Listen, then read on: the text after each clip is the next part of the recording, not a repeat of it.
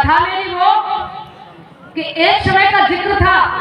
आजकल दुनिया में जो मान्यता बड़े पूजे जा रहे हैं, जिनका नाम है खाटू श्याम। और आइए एक बार बड़े प्रेम भाव से सभी जयकारा लगाएंगे, बोलिए खाटू नरेश की। एक समय का जिक्र था जब महाभारत का युद्ध चल रहा था। महाभारत के युद्ध के चलते ही चलते वीर बालक बद्रीक जो है अपने रथ पर सवार होकर के जा रहा है। और ऐसी बात नहीं, इसकी जो कथा है ना, इनकी जो दादी जी थी हिडिंबा, उनसे ये शिक्षा ग्रहण किया करते थे बद्रीक। तो बद्रीक ने एक बार जब प्रभु की महिमा अपनी दादी के मुख से सुनी तो बद्रीक पूछ रहे हैं, मैया एक बात बता, प्रभु से सहज मिलने का कौन सा तरीका है, यानी जिससे कि हमारी मुक्ति हो जाए। तो दादी ने जवाब दिया, देख बेटा, भजन करना पड़ता, साधना करनी पड़ती, जब जाके प्रभु मिलते हैं। और या फिर भगवान के हाथ में जिसकी मृत्यु हो जाए वो सीधा भगवान के परम धाम में जाता है, वो मोक्ष को प्राप्त होता है। यही बात अंदर बिठा करके मैं चलूं भजन में, तपस्या में, तो न जाने कितना समय लगेगा, लेकिन मैं चाहता हूँ मेरी शीघ्र ही मुक्ति हो। आज वो तपस्वी बालक वीर बद्रीक चल देता है, मन में ठान लिया कि आज मुझे भगवान के हाथ में मरना है और मुझे अपनी मुक्ति करनी है। चल दिया बद्रीक, धनुष बाण हाथ में लिए रथ पर सवार होकर जा रहा है। इधर में भगवान श्री कृष्ण जो है एक ब्राह्मण का रूप, एक साधु का रूप बनाकर वहां रास्ते में मिल जाते हैं। पहचान गया वीर बालक, हट करने लगा, भगवान से उल्टी सीधी बात कर रहा। भगवान बोले, बालक तू कौन है? उसने जवाब दिया, मेरा नाम बद्रीक है। अच्छा, तो भगवान ने कहा, तू तो बड़ा योद्धा दिख रहा है। बोले, हाँ मैं योद्धा हूँ, मैं अगर चाहूँ तो एक ही बार में आज ही इस महाभारत के युद्ध का निवारण कर सकता हूँ, आज इस महाभारत के युद्ध का तोड़फोड़ कर सकता हूँ। मैं अपने अंदर इतनी क्षमता रखता हूँ, अपनी वीरता की इतनी लंबी लंबी डींगे मारने लगा। अब तो जब सुना भगवान श्री कृष्ण ने, अच्छा तू इतना बड़ा वीर है, तो बालक हमें तो एक बात बता दे, संसार में आज तक किसी ने हमें ये नहीं बताया कि भगवान श्री कृष्ण का काल कहाँ पर है। अगर तू हमें ये बात बता देगा कि श्री कृष्ण का काल कहाँ है, वास्तविक में हम तुझे वीर योद्धा समझ लेंगे। आज बताओ वीर बालक कैसे अपनी वीरता को भगवान के समक्ष दर्शाता है और प्रभु उसके साथ में क्या करते हैं, कैसे बद्रीक की मुक्ति होती है। आइए एक गाने के माध्यम से सुनिएगा। तो आज भगवान श्री कृष्ण जो है और कहने लगे वीर बालक से, बालक सुन, क्या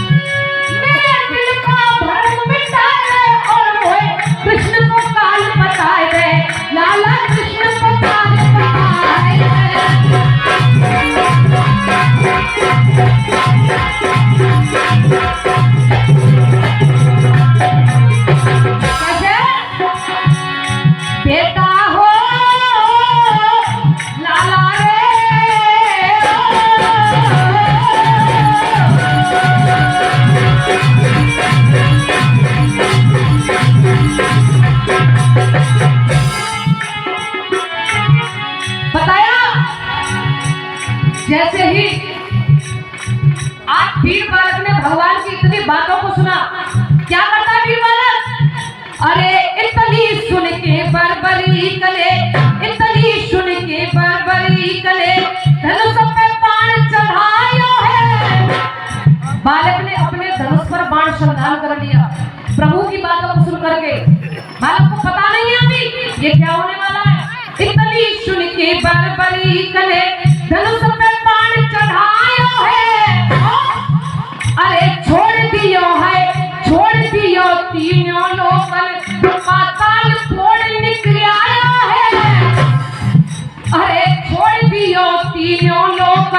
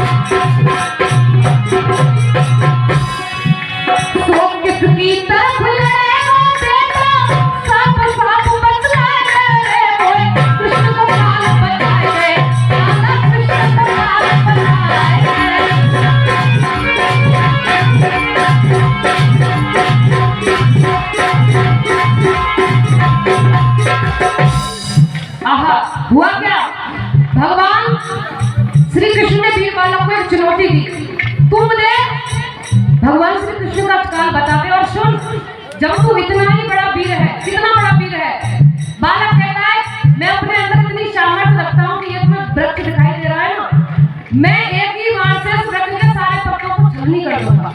आहा, एक बाण मारा, सारे पत्ते छलनी कर दिए।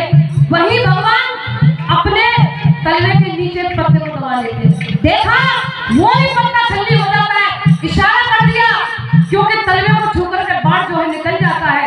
भगवान को थर-थर कांपने लगे, ये तो बड़ा वीर है, अगर ये रणभूमि में चला भी गया न जाने क्या हाल होगा। तो भगवान पूछने लगे, बालक एक बात बता, तू रणभूमि में जा रहा है, युद्ध में भाग लेने जा रहा है, तू कौन से पक्ष से युद्ध करेगा? तो वीर बालक ने जवाब दिया, महाराज मेरी दादी ने मुझे यह शिक्षा दी है कि बेटा यदि रणभूमि में युद्ध के लिए जाओ तो जिस पक्ष की तुझे हार दिखाई दे उस पक्ष से तू युद्ध करना, उस हार को तू जीत में बदल देना। और तुम्हें पता ही है उस समय जो कौरवों का पड़गा था वो बड़ा हल्का था, क्योंकि वो अधर्म का था, इसलिए भगवान ने कहा चाहे वो अधर्म का ही क्यों ना हो पक्ष। वीर बालक ने कहा मैं धर्म अधर्म को नहीं जानता हूँ, मैं सिर्फ हार और जीत को जानता हूँ। आहा, हुआ क्या, सुनिएगा क्या होता है श्रोता बंधुओं।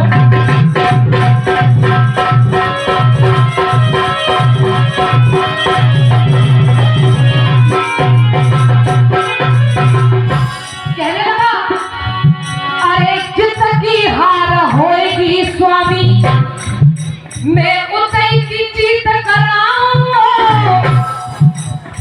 घर को होए चाहे बाहर को मैं सबको मार गिराऊंगा, जिधर की हार होगी उस पक्ष से युद्ध करूंगा। अब वो घर का हो या बाहर का हो उससे मुझे कोई मतलब नहीं है, क्यों? जिसकी हार होएगी स्वामी मैं उतई की जीत कराऊंगा, घर को होए चाहे बाहर को मैं सबको मार गिराऊंगा, जो मैया ने कह दिए मोते में बातों पर निभाऊंगा, झंडा गाड़ विजय को स्वामी जब इधर को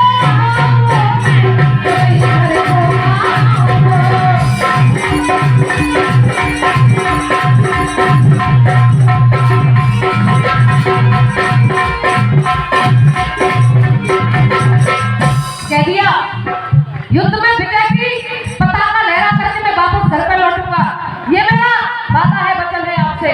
आहा, मनमोहन कहने लगे अब क्या करूं? प्रभु ने युक्ति सूझी। भगवान ने बालक से पूछा, बालक ये बता तेरे माँ बाप ने तुझे ये युद्ध की शिक्षा दी है या तू जीवन में दान पुण्य भी करना जानता है, कुछ दान करना जानता है, धर्म करना जानता है?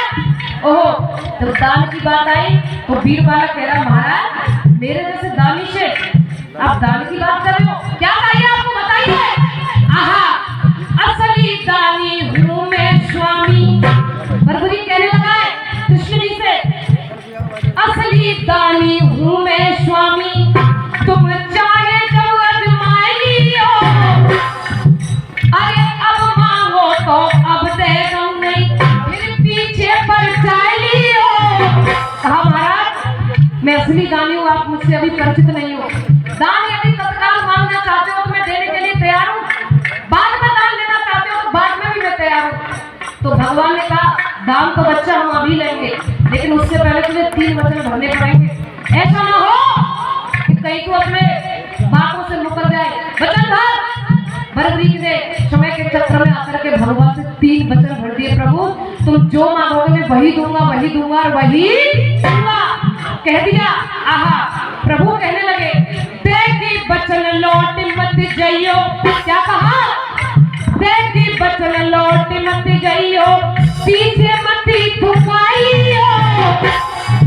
और दान में क्या मांगा? अरे जब जानूंगो असली दानी मोए, काट के सीस खाई दियो, काट के सीस खाई दियो।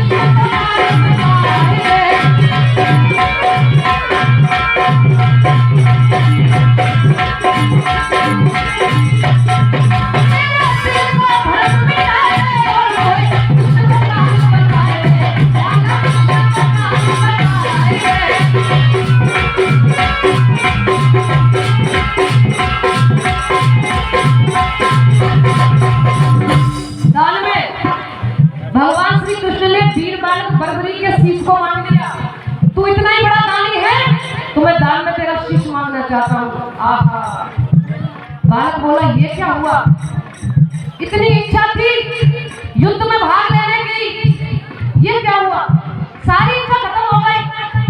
अरे ये क्या किया आपने? वीर बालक कहने लगा सुनो, मुझे आपके वचन स्वीकार है, मैं दान दूंगा, लेकिन उससे पहले आप मुझे अपने साक्षात रूप में दर्शन कराओ, क्योंकि आप कोई साधु ब्राह्मण नहीं हो। जब जैसे ही कहा कि साक्षात रूप में दर्शन कराओ, स्वयं नारायण भगवान जो है वीर बलबरी के सामने आकर के प्रकट हो जाते हैं। आहा सज्जनों, जैसे ही प्रभु श्री कृष्ण को देखा, दहाड़ मार करके बालक रोने लगा, पछाड़ खा करके कह रहा है, हे प्रभु मेरे साथ में इतना बड़ा अन्याय, इतना बड़ा धोखा क्यों, क्या कह रहा है?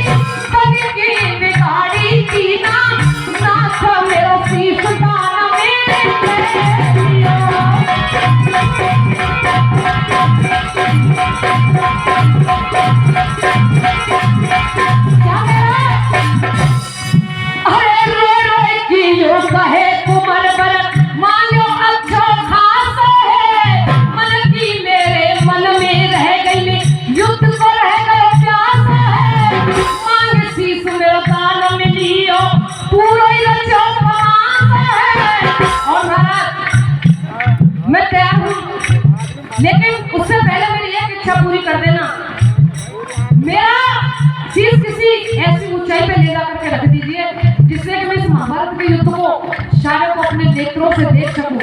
आहा, हुआ क्या सुनिएगा। अरे मांग शीश मेरो दान मिलियो, पूरे रचो पमास है, टांग शीश मेरो वृक्ष पे दियो में, युद्ध को देखो तमाम